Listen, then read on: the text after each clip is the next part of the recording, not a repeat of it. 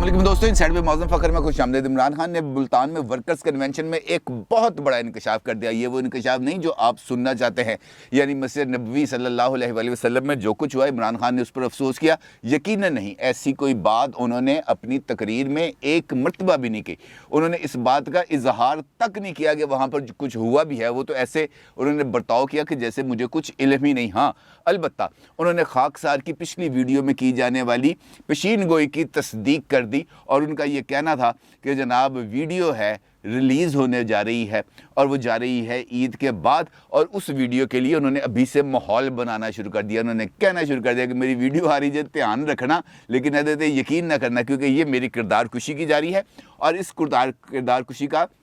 भरपूर तरीके से जवाब दिया जाएगा। इमरान खान साहब इस वक्त मुल्तान में वर्कर्स कन्वेंशन से ख़िताब के बाद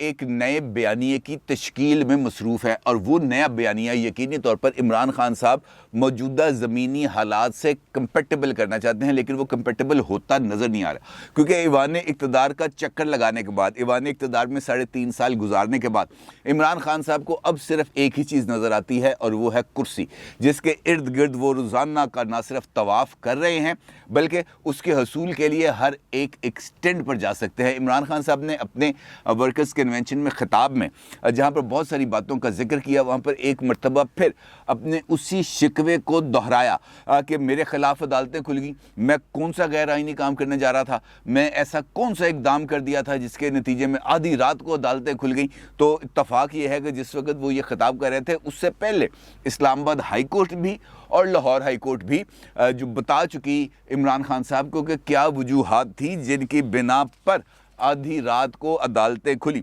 chief justice Islamabad high court mister justice अतर मिनल्ला साहब का ये कहना था, आज अरशद शरीफ जो ARY के एंकर है उनके केस में उनका ये कहना था कि अगर मामला आइन या पिसे हुए तबके का हो तो अदालत रात 3 बजे भी खुलेगी। उनका ये भी कहना था कि जनाब आप अपने तौर पर बहुत सारे मामलात तय कर लेते हैं, अगर मामला आइन की खिलाफ वर्जी का है तो हम किसी को आइन की खिलाफ वर्जी की इजाज़त नहीं देंगे। एक बयानिया बना दिया गया कि अदालतें खुली, अदालतें खुलेंगी और किसी को आइन की खिलाफ वर्जी की इजाज़त नहीं दी जाएगी। यही वो मामला है जिसका इमरान खान साहब बार बार इजहार करते हुए नज़र आ रहे हैं, और यही वजह है कि अदालत खुली। यही वजह है कि इमरान खान साहब अपने तमाम तर ख्वाहिश के बावजूद जो स्पीकर नेशनल असम्बली हैं उनसे इजलास अगले दिन सुबह तक मुलतवी नहीं करा सके। ये वही खौफ था कि सिर्फ अदालत की बत्ती ऑन हुई,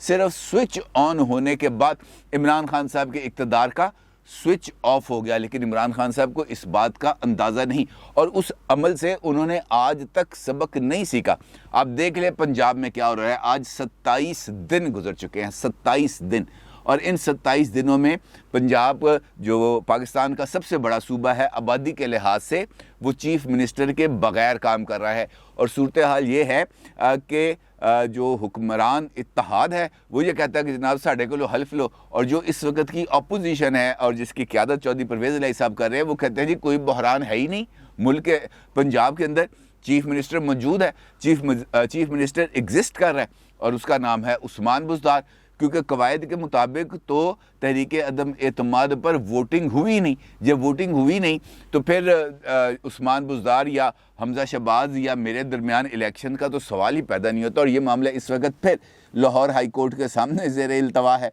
जहाँ पर इस मरतबा हमज़ा शहबाज साहब ने जो नई दरख्वास्त दायर की है उसके अंदर आइन की खिलाफ वर्जी और आइन से इनहराफ को बाज़ाब्ता तौर पर दरख्वास्त का हिस्सा बना दिया गया है, क्योंकि बार बार लाहौर हाई कोर्ट की वाज़े डायरेक्शंस के बावजूद गवर्नर पंजाब उमर सरफराज चीमा साहब और सदर आरिफ अलवी दोनों की मिली भगत हमज़ा शहबाज को हल्फ उठाने से रोक रही है। और इस अहम तरीन मुकदमे की समाअत के बाद भी एक मरतबा फिर फ़ैसला महफूज कर लिया गया, और हो सकता है कि जिस वक्त आप ये वीडियो देख रहे हों उस वक्त तक ये फ़ैसला भी सामने आ चुका हो, क्योंकि इस केस के अंदर अदालत ने वाज़े तौर पर कह दिया कि जनाब आपका केस बड़ा सिंपल है, आधा घंटा चाहिए, आधे घंटे के अंदर अंदर हम इस बात का फ़ैसला दे सकते हैं। और यहाँ पर एक और चीज़ भी दिलचस्प है कि इस अदालती कार्रवाई में जो लाहौर हाई कोर्ट में हुई वहाँ पर एक अहम तरीन मुकदमे का ریفرنس دیا گیا، اور وہ آپ کو یاد ہے یوسف رضا گیلانی کیس ہے۔ جب یوسف رضا گیلانی صاحب وزیر اعظم تھے تو اس وقت چیف جسٹس جو تھے پاکستان کے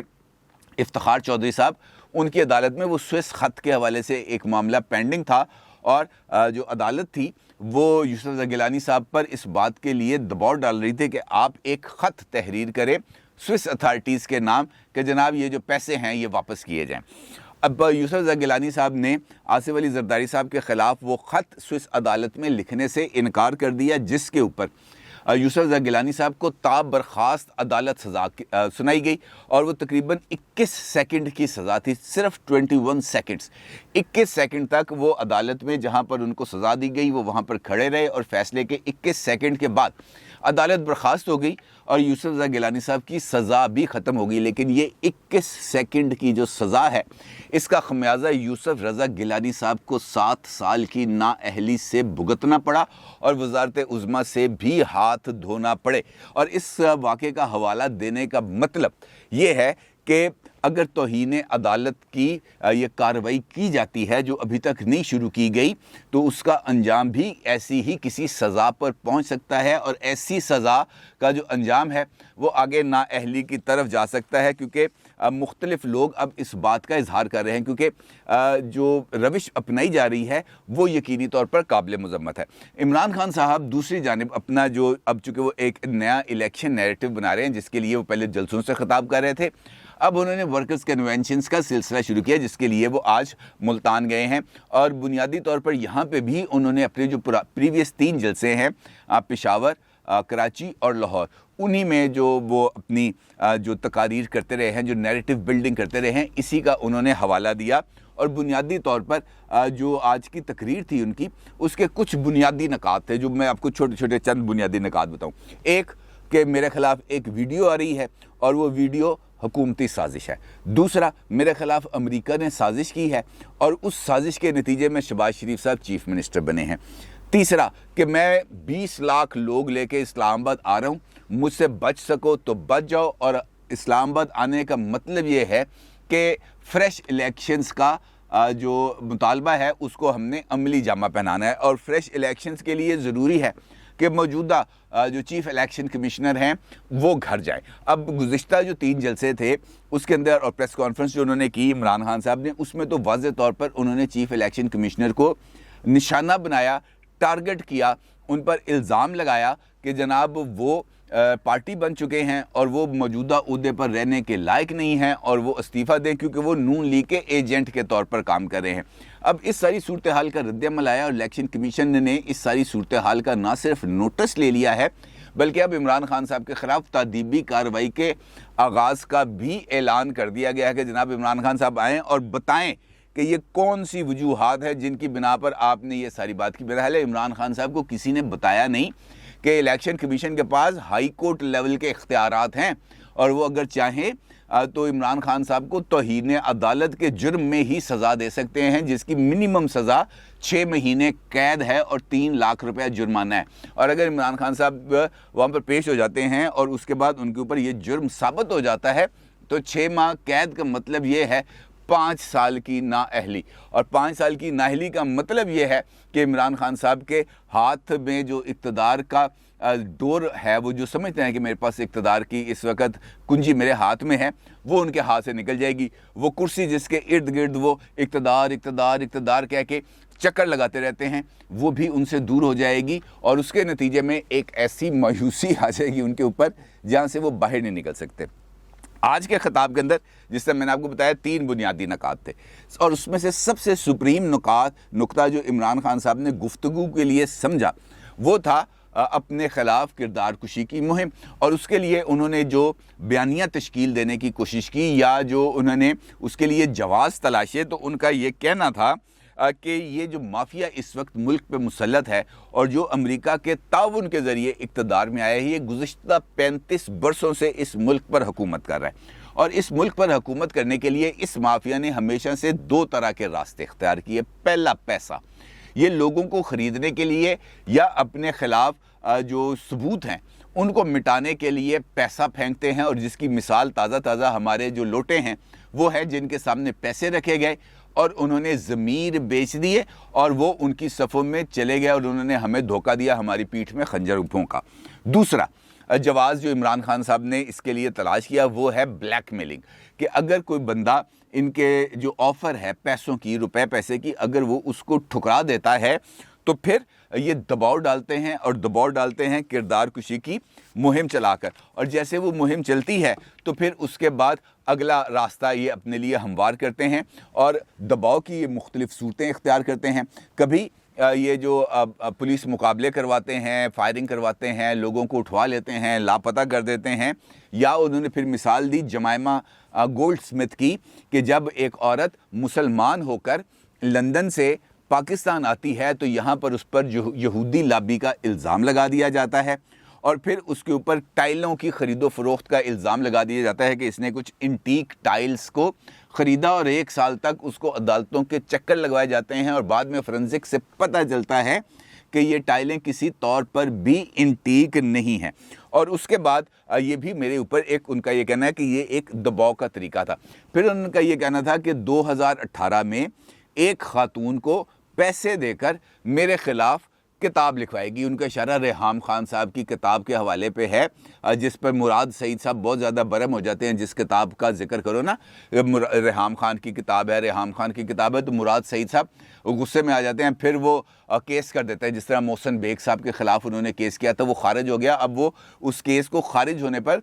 مراد سعید صاحب چلے گئے محسن بیگ صاحب کے خلاف اپیل میں۔ تو وہ اس کتاب کا جب بھی ذکر آتا ہے مراد سعید صاحب کو بہت ہی زیادہ اس پر تشویش لاحق ہو جاتی ہے، کیونکہ شاید اس کے والے میں ان کے کچھ ذکر موجود ہوں۔ جب یہ معاملہ چل رہا تھا صفحہ نمبر پتہ نہیں 236 تھا یا 276 تھا، اس کا بہت زیادہ ذکر آتا ہے، لیکن آج عمران خان نے خود ریحام خان صاحب کی کتاب کا ذکر چھیڑ کر شاید مراد سعید صاحب کو چھیڑنے کی کوشش کیا، کیونکہ وہ بھی کافی عرصے سے عمران خان صاحب کے بہت زیادہ قریب نظر نہیں آ رہے، شاید اسی وجہ سے انہوں نے ریحام خان کا حوالہ دینا زیادہ مناسب سمجھا۔ ساتھ ہی انہوں نے اس ریحام خان صاحبہ کی کتاب کا ذکر کرتے ہوئے اگلا انکشاف کر دیا۔ ان کا یہ کہنا تھا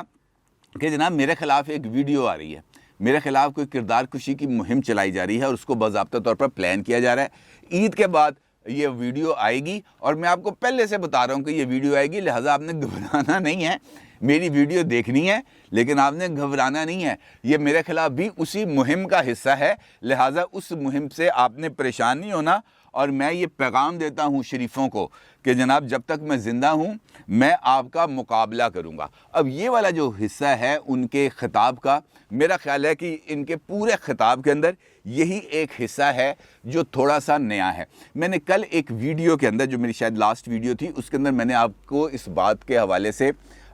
آپ کو آگاہ کیا تھا کہ تقریباً 8 ویڈیوز ہیں، 8 ویڈیوز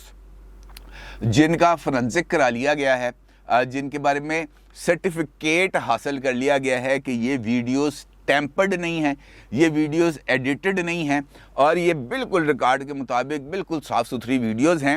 میں نے صاف ستھری کانٹینٹ کے حساب سے نہیں، یعنی جعلی اور اصلی ہونے کے حوالے سے بالکل اصلی ویڈیوز ہیں، جس میں سے 7 ویڈیوز عمران خان صاحب کے حوالے سے ہیں، 1 ویڈیو شہباز گل صاحب کے حوالے سے ہے، اور جن صاحب کے پاس یہ ویڈیوز موجود ہیں ان کا یہ کہنا ہے کہ جیسے ہی عید کا چاند چڑھے گا ہم یہاں سے یہ والا چند چڑھا دیں گے عمران خان صاحب والا، لہٰذا عید کے اوپر اس قسم کی کوئی فلم آنے کا امکان ہے، اور عمران خان صاحب کو اس بات کا پتہ ہے۔ اس بات کا پتہ ہونا کیوں ضروری ہے؟ وہ اس کی وجہ ہے کہ جیسے ہی کچھ ایسا کانٹینٹ آتا ہے کسی بھی جرنلسٹ کے پاس، تو اس کے لیے ایک ایتھیکل جو طریقہ کار یہ ہے کہ جناب آپ اس کی اوتھینٹسٹی اس بندے سے معلوم کرتے ہیں جس سے متعلق وہ کانٹینٹ ہو، جس کے بارے میں ہم کہتے ہیں تصدیق کرنا یا ورشن لینے کی کوشش کرنا۔ تو جس جرنلسٹ کے پاس یہ مواد آیا، اس نے اس مواد کو چیک کیا، اس کی فورنزک کرائی، اور فورنزک کرانے کے بعد اس نے اپنے پاس اس کی رپورٹ کو رکھ لیا۔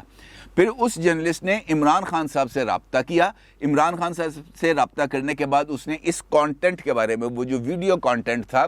اس کے بارے میں ان سے پوچھا، بلکہ ان کو ویڈیو بھی بھجوائی اور ان کو فورنزک رپورٹ بھی بھجوائی، اور ان سے اس کا ورشن مانگنے کی کوشش کی۔ تو عمران خان صاحب نے نہ اس ویڈیو کے اوپر کوئی ورشن دیا، نہ اس فورنزک کے حوالے سے جو رپورٹ تھی اس کے اوپر کوئی ورشن دیا۔ البتہ اب انہوں نے اس ویڈیو کے حوالے سے ایک ماحول کو بنانا شروع کر دیا ہے تاکہ وہ اپنے لوگوں کو اس بات سے آگاہ کر سکے کہ جناب یہ سارے جھوٹے ہیں، اس دنیا میں اگر کوئی سچا ہے تو اس کا نام عمران خان ہے، یہ باقی ساری کے سارے لوگ جو ہے جو عمران خان کے مخالفین ہیں وہ غدار ہے، وہ میر جعفر ہے، وہ بوٹ پالشیے ہیں، وہ امریکہ کے پٹھو ہے، وہ سامراج کے غلام ہیں، اور جو عمران خان صاحب کے ساتھ ہیں صرف اور صرف وہی محب وطن ہیں۔ اب عمران خان صاحب یہ چاہتے ہیں کہ اس ڈویژن کے اندر جو اس وقت جاری ہے، وہ تفریق جو اس وقت محب وطن اور غداروں کے درمیان جاری ہے، وہ تفریق جو ہمیں اس وقت مسجد نبوی صلی اللہ علیہ وآلہ وسلم میں بھی نظر آتی ہے، وہ تفریق جو ہمیں کوسار مارکیٹ میں قاسم سوری صاحب پر ہونے والے حملے میں نظر آتی ہے، عمران خان صاحب یہ چاہتے ہیں کہ ایسی کیفیات میں اضافہ کر کے جب 20 لاکھ لوگ ان کے کہنے کے مطابق اسلام آباد میں موجود ہوں گے تو اس کے نتیجے میں یقینی طور پر دباؤ آئے گا، اسٹیبلشمنٹ پر بھی دباؤ آئے گا اور حکومت پر بھی دباؤ آئے گا اگر 20 لاکھ لوگ اکٹھے ہوتے ہیں۔ ویسے اسلام آباد کی ٹوٹل آبادی 20 لاکھ ہے، اگر وہاں پہ وہ لوگ اکٹھے ہوتے ہیں تو پھر یقینی طور پر ایک پریشر آئے گا اور اس پریشر سے نکلنے کی کسی نہ کسی لیول پر کوئی نہ کوئی کوشش کی جائے گی۔ اب اگر ہم مان لیں کہ عمران خان صاحب کے مطالبے کے اوپر الیکشنز ہو جاتے ہیں تو پھر سوال یہ پیدا ہوتا ہے کہ کیا عمران خان صاحب اس الیکشن کے نتائج کو تسلیم کریں گے، کیونکہ اس کے بعد اگلی لڑائی شروع ہو جانی ہے۔ عمران خان صاحب اب اس ذہنی سطح کے اس لیول تک پہنچ چکے ہیں جہاں پر وہ صرف اور صرف ایک ہی لاجک کو تسلیم کرتے ہیں کہ میں ہوں وزیر اعظم عمران خان اور میں تا حیات وزیر اعظم ہوں، لہٰذا وہ وزارت عظمیٰ سے کب اب انہیں کسی اور چیز کی قبولیت کا کوئی ڈر ہی نہیں ہے، نہ ہی ان کے پاس اس قسم کی کوئی خواہش ہے۔ وہ پیدا ہوئے ہیں، اب وہ یہ سمجھتے ہیں کہ وہ پیدا ہوئے ہی رول کرنے کے لیے ہیں اور مرتے دم تک وہ اقتدار میں رہیں گے۔ کیا پاکستان تحریک انصاف کا کوئی لیڈر اس بات کی ضمانت دے سکتا ہے کہ جو الیکشنز عمران خان صاحب کے مطالبے پر ہوں گے یا ادروائز جب بھی ہوں گے، چاہے 2022 میں ہوں چاہے 2023 میں ہوں، کیا ان الیکشنز کے نتائج کو پاکستان تحریک انصاف قبول کر لے گی؟ کیا وہ اس اسمبلی کو تسلیم کر لے گی جہاں پر وہ اکثریت میں نہ ہو؟ کیا وہ اس وزیر اعظم کو تسلیم کر لے گی جس کا نام عمران خان نہ ہو؟ اس کا جواب ہے نہیں، صرف اور صرف نہیں، کیونکہ آج کے بعد اس ملک کے اندر جو الیکشن صاف اور شفاف ہوں گے صرف وہی ہوں گے جس کے اندر پاکستان تحریک انصاف جیتے گی، اور اس کے بغیر کوئی بھی الیکشن صاف اور شفاف نہیں ہو سکتے، چاہے وہ سکندر سلطان راجہ صاحب کرائیں، چاہے وہ فخر الدین جی ابراہیم صاحب مرحوم وہ کرائیں، کیونکہ آپ کو یاد ہے کہ جب فخر الدین جی ابراہیم صاحب چیف الیکشن کمیشنر بنے تھے تو یہی لوگ تھے جنہوں نے فخر الدین جی ابراہیم صاحب پر اور ان کی امانت اور دیانت کے اوپر بھی سوال اٹھائے تھے اور اس کے بعد ان کو استعفیٰ دینا پڑا گیا تھا۔ ان لوگوں کے ہاتھ سے کچھ بھی محفوظ نہیں ہے، چاہے وہ حرمت روزہ رسول ہو، چاہے وہ پاکستان کا سیاسی میدان ہو، ان لوگوں سے کچھ بھی بعید نہیں ہے اور ان لوگوں سے کچھ بھی توقع کی جا سکتی ہے۔ لہٰذا ویڈیو عید پر آئے گی اور دیکھنا یہ ہے کہ اس ویڈیو کا جو کانٹینٹ ہے اس کا جواب عمران خان صاحب کیسے دے پائیں گے۔ اپنی رائے کا ضرور اظہار کیجیے گا۔ آپ کو بہت شکریہ۔ اللہ حافظ۔